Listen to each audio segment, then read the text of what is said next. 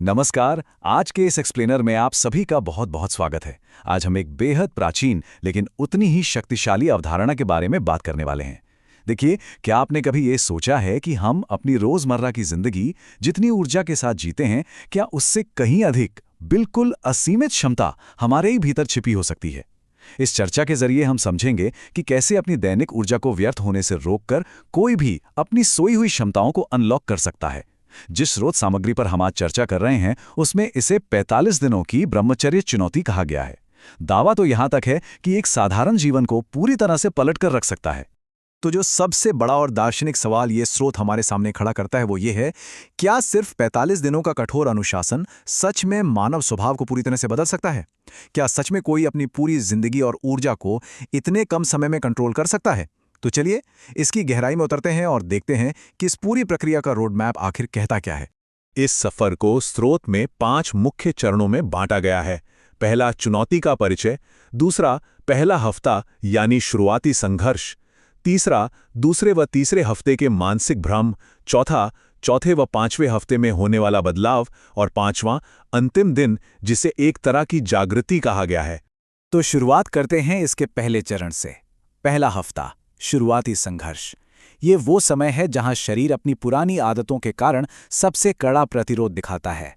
इन पहले 7 दिनों का जो टाइमलाइन बताया गया है वो बड़ा दिलचस्प है।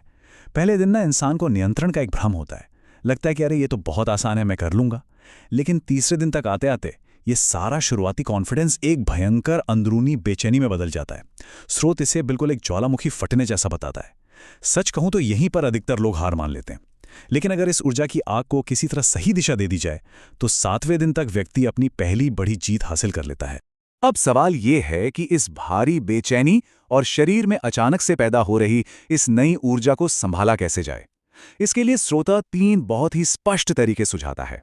पहला, मन को शांत करने के लिए ध्यान या मेडिटेशन का अभ्यास। दूसरा, शरीर की एक्स्ट्रा ऊर्जा को सही जगह खपाने के लिए व्यायाम करना।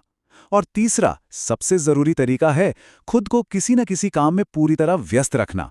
मतलब इस नई ऊर्जा के सामने घुटने टेकने के बजाय इन 3 कदमों के जरिए इसे एक बड़ी ताकत में बदला जा सकता है।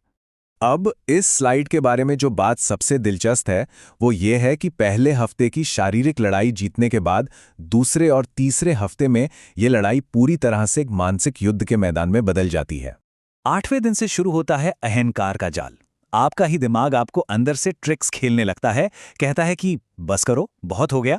लेकिन अगर इस दिमागी खेल को पार कर लिया जाए तो 14वें दिन तक आते आते इच्छा शक्ति बिल्कुल लोहे जैसी मजबूत होने का दावा किया गया है। और फिर 21वें दिन तक ये कठिन सफर अपने सबसे अहम हाफवे पॉइंट यानी मध्य बिंदु को सफलतापूर्वक छू लेता है। तीसरे हफ्ते के इस खतरनाक मोड़ पर ना आपके भीतर 2 अलग अलग ताकतें आपस में जोरदार तरीके से टकरा रही होती हैं। एक तरफ तो वो पुरानी आदतें हैं जो सिर्फ आराम ढूंढती हैं और बार बार झूठी जरूरतों की याद दिलाती हैं, और दूसरी तरफ जन्म ले रहा है आपका आंतरिक योद्धा जो सिर्फ जागरूक नियंत्रण और एक कठोर अनुशासन चाहता है। स्रोत बताता है कि दबी हुई गहरी इच्छाएं इसी समय अचानक से विद्रोह कर देती हैं। इस पूरे दिमागी युद्ध को समझाने के लिए स्रोत एक बहुत ही गहरे शब्द का उपयोग करता है, माया। माया बेसिकली वो भ्रम है जो मन खुद पैदा करता है ताकि अभ्यास करने वाले को किसी भी तरह धोखा देकर उसका संकल्प तोड़ा जा सके। ये इंसान के अहंकार की सबसे बड़ी और आखिरी चाल है ताकि व्यक्ति हार मान ले और वापस अपनी उन्हीं पुरानी कमजोर आदतों की दलदल में लौट जाए। खैर, 21 दिन पार करने के बाद ये यात्रा एक बहुत ही अद्भुत चरण में प्रवेश करती है, चौथा व 5वां हफ्ता, जहां बात अब आंतरिक संघर्ष से आगे बढ़कर परिवर्तन और चेतना के विस्तार तक पहुंच जाती है। अब देखिए, 22वें दिन क्या होता है। यहां सबसे बड़ा संदेह घेर लेता है। अस्तित्व पर ही सवाल उठने लगते हैं कि आखिर मैं ये सब कर ही क्यों रहा हूं। लेकिन मज़ेदार बात यह है कि इस आखिरी माया को पार करते ही 28वें दिन तक इंसान अपनी सामान्य इच्छाओं से बहुत ऊपर उठने लगता है और 35वें दिन तक आते आते आत्मा की पुकार सुनाई देने का दावा किया गया है। ये वो पल बताया गया है जहां गहरा एहसास होता है कि आप सिर्फ एक शरीर नहीं बल्कि एक बहुत ही विशाल ऊर्जा हैं। इस पूरी परिवर्तनकारी अवधि के दौरान स्रोत कुछ विशिष्ट बाहरी और आंतरिक बदलावों का भी जिक्र करता है, जैसे समाज आपको थोड़ा अलग नजरिए से देखने लगता है। जो ऊर्जा आपने इतने दिनों तक भीतर जमा की थी, वो अब अपने लिए नए रचनात्मक रास्ते तलाशने लगती है। एक और दिलचस्प दावा यह है कि अचानक से आपको दूसरों के असली इरादे और नीयत बिल्कुल साफ समझ आने लगती है। और तो और सपनों में भी डर की जगह अब आध्यात्मिक संकेत दिखाई देने लगते हैं।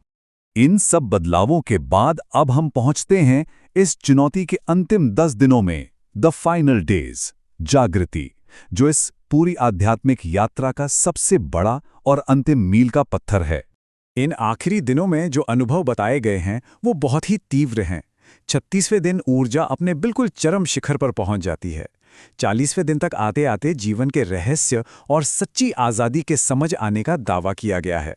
और अंततः 45वें दिन ये यात्रा अपने फाइनल स्टेज और एक तरह के संपूर्ण पुनर्जन्म तक पहुंच जाती है।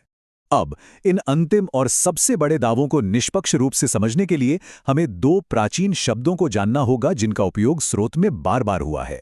पहला है कुंडलिनी, जिसे एक बहुत ही तेजी से ऊपर उठती हुई ब्रह्मांडीय ऊर्जा के रूप में वर्णित किया गया है, और दूसरा है ओजस, जो एक बेहद शक्तिशाली और शुद्ध आध्यात्मिक आकर्षण है। कहा जाता है कि इसी ओजस की वजह से व्यक्ति का प्रभाव और तेज कई गुना बढ़ जाता है। तो सब कुछ आकर टिकता है इस एक नंबर पर, 45। यही वो सबसे विशाल और अंतिम मील का पत्थर है। स्रोत का सीधा सा दावा है कि इस 45वें दिन पर इंसान एक पूर्ण पुनर्जन्म का अनुभव करता है, जहां वो अपनी इच्छाओं का गुलाम नहीं रहता, बल्कि उन पर पूर्ण और निरपेक्ष नियंत्रण हासिल कर लेता है। इस पूरे 45 दिन के सफर का जो अंतिम निचोड़ है ना, वो स्रोत की इस एक गहरी लाइन में छिपा है। मैं इसे पढ़कर सुनाता हूं। अब आप वो इंसान बन चुके हैं जिसे कोई हरा नहीं सकता। इच्छाएं अब आपको नहीं चलाएंगी, बल्कि आप खुद अपनी इच्छाओं को नियंत्रित करेंगे। सच में ये उस परम अवस्था और आज़ादी का बेहतरीन सारांश है जिसे इस कठोर अनुशासन के बाद हासिल करने का दावा किया गया है। तो इस पूरी यात्रा और इन प्राचीन परंपराओं के गहरे दावों को समझने के बाद एक बहुत ही प्रासंगिक सवाल हमारे सामने खड़ा होता है। जरा सोच कर देखिए, क्या हम अपनी दैनिक ऊर्जा को नियंत्रित कर रहे हैं या हमारी ऊर्जा हमें नियंत्रित कर रही है? आज के इस एक्सप्लेनर के जरिए हमने ये निष्पक्ष रूप से देखा कि इन प्राचीन ग्रंथों के अनुसार असीमित इच्छा शक्ति से क्या कुछ हासिल किया जा सकता है। अब ये सोचने का समय है कि आज की इस भाग-दौड़ भरी जिंदगी में हमारी खुद की ऊर्जा आखिर जा कहाँ रही है। आज के इस एक्सप्लेनर में हमारे साथ जुड़ने के लिए आपका बहुत बहुत धन्यवाद। मुझे उम्मीद है कि इस चर्चा ने आपको कुछ नया और गहरा सोचने की प्रेरणा जरूर दी होगी।